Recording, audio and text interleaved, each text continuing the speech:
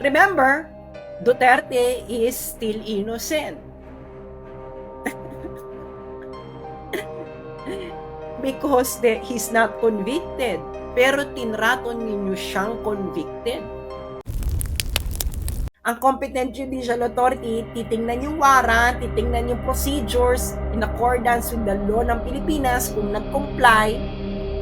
At ikatlo, doon magre-request si Digong ng interim release. Karapatan niya yun, nakalagay dito. Nirespeto nyo ba?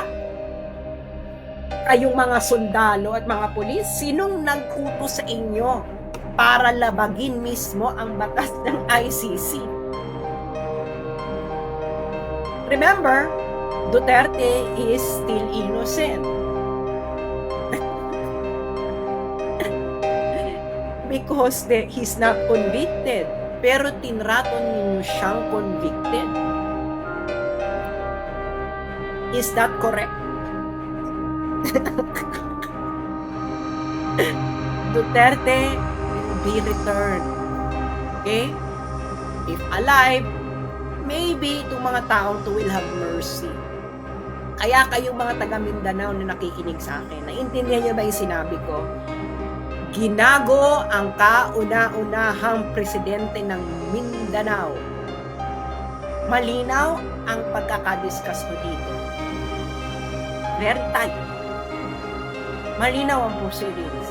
Hindi ginawa. You all have the right to be angry.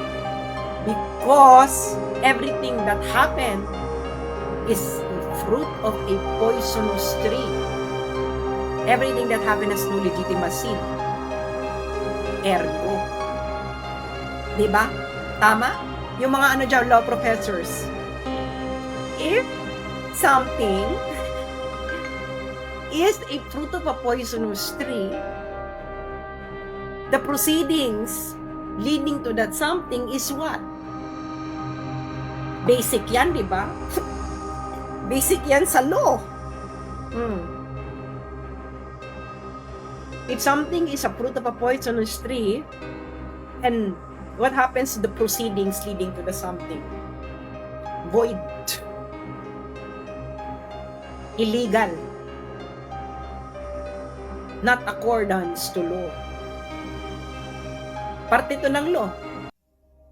Dapat hinirap nyo si Duterte in front of the competent judicial authority. Nakaligtaan. Either nakaligtaan nila dahil high or hindi nila binasa yung batas. Either way, yung mga sundalo at pulis niloko nung nag-utos sa kanila. Uto-uto naman kayo. For me, uto-uto kayo. Yung mga sundalo, mga pulis na inaresto, nagpauto kayo. Either nagpauto kayo sa bangag or nagpauto kayo sa walang alam sa batas sa ICC. Kung both, mas malala. Bangag na, wala pang alam sa batas ng ICC. So mag-isip-isip na kayong mga sundalo at mga pulis kung anong pinaggagawa sa ininyo. Ewan ko sa inyo. Duterte, this is the first thing na titingnan. Diba? Binayolate na karapatan mo. Binayolate yung karapatan mo Oh. Fruit of a poisonous tree. So, yun lamang po. At maraming salamat. Keep sharing. At yung mga pulis at sundalo dyan. Yung mga law din. Malinaw ang facts. Mga dean ng mga law schools. Malinaw ang facts, hindi ba? Inaresto si Duterte, dinala sa Villamor Air Base, isinakay sa eroplano. Yung mga law din dyan, kung tunay kayong may alam sa batas, anong sinasabi ng ICC law? Pag-aresto, ihaharap sa competent judicial authority. After pagkaharap sa judicial authority, yung judicial authority i-determine na kung yung warrant ba ay para dun sa tao, proper ba yung pagka-aresto, at nirespeto ba yung karapatan. And after nun, may karapatan si Duterte humiling ng interim release. Kayong mga law din, napakasimple nito. Hindi ba? The wording of the law is not ambiguous. Ang facts ng nakita ninyo kahapon, Judge it according to the law of ICC on arrest proceedings. Did the facts yesterday comply with the arrest proceedings ng ICC? Napakasimpleng tanong. Kahit siguro first day law student masasagot. Diba? Tanong, yan ang pagdebatihan nyo ngayon. Facts. Inaresto, dinala sa Villamor Air Base, isinakay sa eroplano, itinakas, inilabas ng Pilipinas. Ano ang batas? Arrest, present promptly before a competent judicial authority. Competent judicial authority will look at the warrant, will look at the proceedings ng pagkakaaresto, titingnan kung nirespeto ang karapatan ng accused, and the accused can request interim release. Kasama sa karapatan niya yon. Again, law din ng lahat ng law school sa Pilipinas. Facts, kahapon, inaresto, dinala sa Villamor Air Base, isinakay sa eroplano, inalabas sa Pilipinas.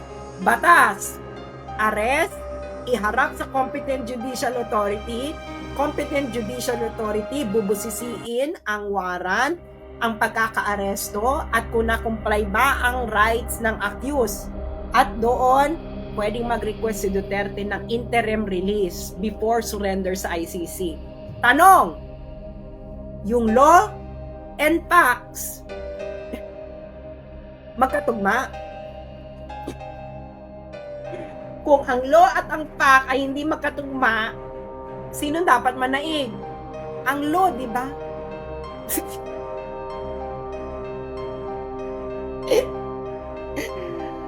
Tangina.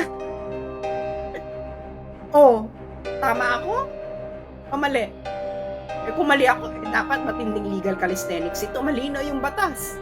Ulitin natin, mga law din, mga law students. Facts. Inaresto, dinala sa Villamor Air Base, isinakay ng eroplano, ipinuslit ng Pilipinas. Batas. Dapat inaresto, pagka-aresto, ipipresenta sa harapan ng competent judicial authority. Competent judicial authority, titingnan ang warrant, titingnan kung ang pagkaka-aresto ay nagko-comply ba ito sa batas ng Pilipinas at kung ang rights ng accused ay sinunod. At doon kasama ang karapatan ni Duterte humiling ng interim release bago siya isurrender. Tanong again, ulit-ulitin natin para pumasok sa kokote ninyo. Yung batas ba at yung facts kahapon ay magkatugma? Ay Diyos ko, kahit siguro grade 5 ang natapos, masasagot ang tanong ko.